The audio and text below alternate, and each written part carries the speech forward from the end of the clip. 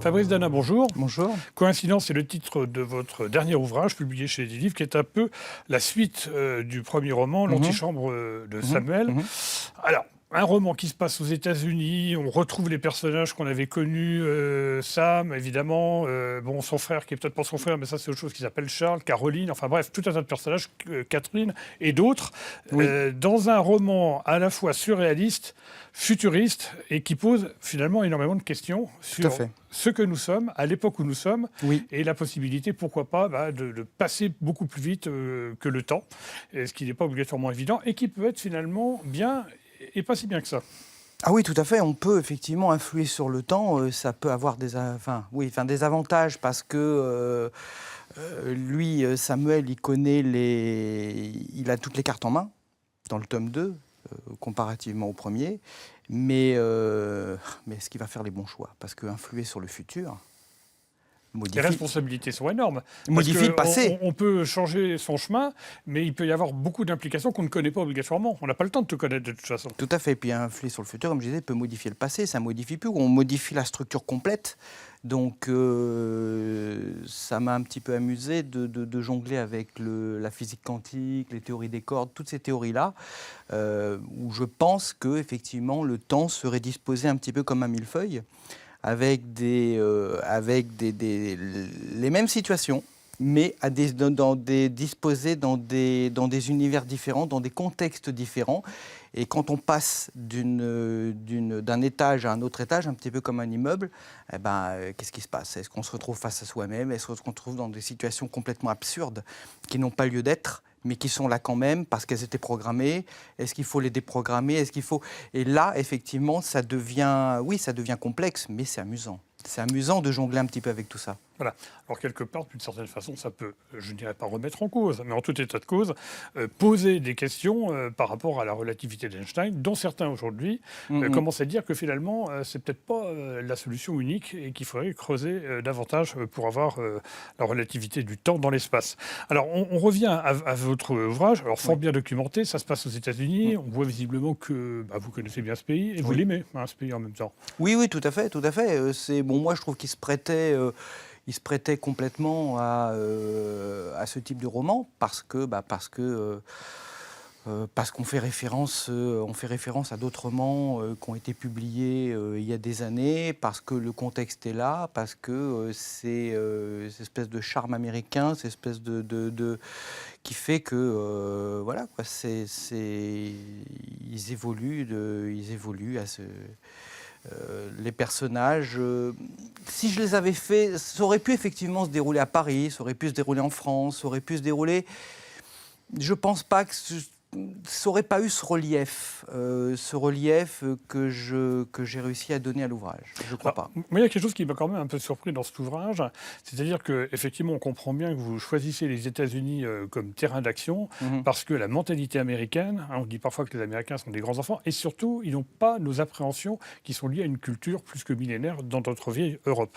Et ça change quand même pas mal de choses. Et pourtant, en l'occurrence, au moment où il y a cet accident de Sam qui se retrouve à l'hôpital, les médecins, finalement, vont refuser de ne pas comprendre quelque chose qui leur échappe et vont le gommer de l'espace, tout simplement. Oui, quand un médecin ne comprend pas quelque chose, il l'occulte parce que derrière, en l'occurrence dans le livre, ça leur fait peur. Ils assistent à quelque chose qui dépasse l'entendement.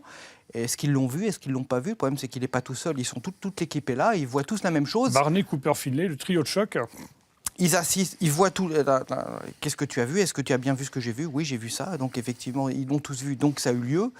Et comme ça a eu lieu, ça fait peur. Et à partir de là, effectivement, comme dit Barney, nous ne sommes pas des chasseurs de fantômes, nous ne sommes pas des médiums, nous sommes des médecins, nous sommes pragmatiques. La science, c'est la science. Alors, donc, comme on n'a pas compris, ça n'existe pas, tout simplement. Voilà. C'est un peu la théorie de Roswell. Il se passe des choses, le temps, des personnages un peu étonnants. Puis vous en profitez finalement pour distiller quelques messages du style, on peut regarder autour de soi, mais ne pas voir ce qui est important, notamment avec cet épisode de cette personne, cette femme qui a son petit garçon et à qui le héros finalement va tendre la main. Il va avoir un geste admirable. Il va avoir un geste admirable par rapport à cette femme qui est tout droit sortie d'un roman de Victor Hugo. Ni belle ni laide, voilà, ils viennent de nulle part et ils semblent aller nulle part avec ce petit garçon et il a cet élan de générosité, il les prend... Pardonnez-moi, il est charmeur quand même, parce que finalement cette femme à un moment lui dit « mais pourquoi je vous suivrai ?» Pourquoi je vous suivrai ? Finalement, elle le suit. Et ce n'est pas par facilité, c'est parce que finalement, il réussit à la convaincre. Je crois, oui, quand je dis charmeur, vous savez, il y a des personnes qui sont faites pour attirer les foules, il y a des personnes qui sont faites pour attirer l'attention. Il y en a, c'est inné, ils l'ont en eux, et d'autres pas. Sam fait partie de ces gens-là.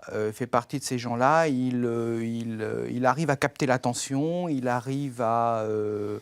contre vents et marées, et effectivement, à un moment donné, le fait de s'intéresser à quelqu'un d'autre que lui, et de regarder autre chose que son propre nombril, va peut-être effectivement lui permettre d'avancer et d'avoir une autre vision de lui-même et de pouvoir comprendre pourquoi il a raté tant de choses, pourquoi il est passé à côté de tant de personnes. C'est bourré de métaphores parce qu'effectivement, je crois que les personnes qui vont avoir la chance de lire ce livre, à un moment donné, pourront se dire... Vous n'êtes pas modeste là.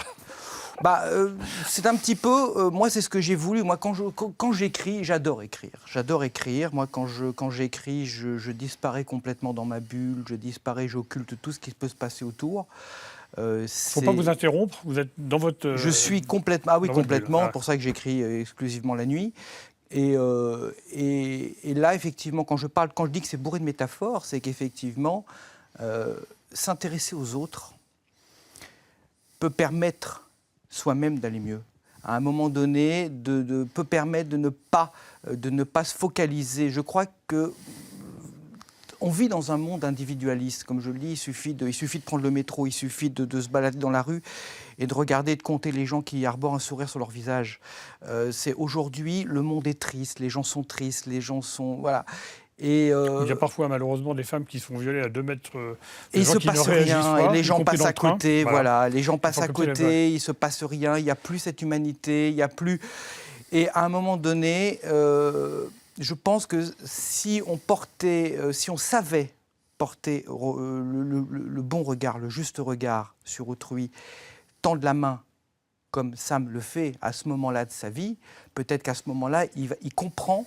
Il est arrivé à un seuil où effectivement, déjà il s'assoit sur un banc à New York et il regarde et il devient partie intégrante du théâtre que représente cette ville avec toutes ces petites fourmis plus affairées les unes que les autres. Et il va regarder autour de lui. Il ne savait pas regarder avant. Je crois qu'il regarde pour la première fois de sa vie. Il ne savait pas observer, il ne savait pas s'intéresser aux autres. Je vais vous poser une dernière question. Oui. Qu'est-ce qu'il y a de vous dans le personnage principal? Alors, je me souviens avoir reçu un an et demi à peu près un auteur qui parlait de la réincarnation. Et je lui avais dit, évidemment, on a l'impression que vous croyez en la métempsychose. Et c'est vrai, quelque part, qu'à travers votre livre, on retrouve une part de votre personnalité. Est-ce que là, c'est la même chose? Et qu'est-ce que vous croyez de ce que vous racontez dans votre livre, qui est quand même... difficilement crédible, sauf si, effectivement, on choisit finalement de prendre ce chemin. Moi, je dirais un seul mot. Il faut vivre. Il faut vivre. Il faut occulter tout le reste. Il faut vivre. Je crois que moi, je suis passé à côté de pas mal de choses. Donc, je ne souhaite pas... il y a des choses que je ne souhaite pas rater. Je n'ai que 50 ans. Donc, j'aurais tendance à vouloir dire le meilleur reste à venir. Et à partir de là, je crois qu'il y a des... La vie est un petit peu comme un train qui rentre en gare. Le train va s'arrêter à un moment donné où on monte dedans ou on ne monte pas dedans, tout en sachant qu'il n'en aura peut-être pas derrière. Donc, il faut savoir prendre les bonnes décisions au bon moment et de ne pas attendre pour prendre ces décisions-là. On monte dans le train et on y va. Il se passera ce qui se passera. Faut-il avoir des regrets ou des remords? Je crois qu'à partir de là, quand on a compris ce mécanisme-là, je pense que... moi, c'est dans ce but-là que j'ai écrit cet ouvrage. Attention, ce n'est pas un ouvrage ce n'est pas de la philosophie, ce n'est pas un ouvrage qui est fait que pour réfléchir. C'est un ouvrage qui est fait aussi et surtout pour distraire, pour détendre, pour apporter. J'ai voulu, moi c'est ce que j'aime quand j'écris, c'est ce qui me passionne, j'ai voulu donner du rêve. J'ai voulu donner du rêve autour de moi et j'ai voulu que toutes les personnes qui liront cet ouvrage, et je les invite véritablement à le faire et à s'y intéresser, à avoir un peu de rêve. À avoir un peu de rêve et pendant cette petite parenthèse, pendant laquelle ils seront dans cet ouvrage, qu'ils puissent en oublier tout ce qui passe autour. Eh bien, écoutez, merci beaucoup, Fabrice Dana, pour être venu nous présenter ce dernier ouvrage. Je vous rappelle le titre Coïncidence, publié chez Edilivre. Merci Philippe.